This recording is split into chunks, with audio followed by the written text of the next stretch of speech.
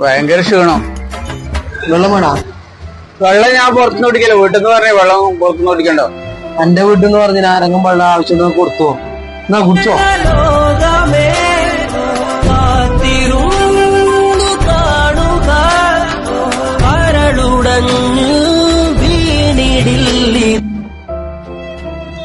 എന്നാ ശരിയാ.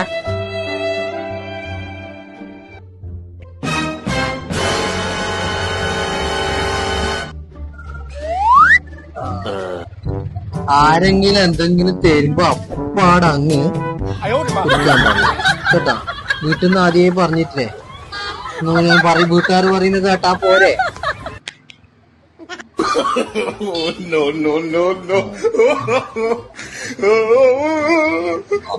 അടുത്ത ആളോ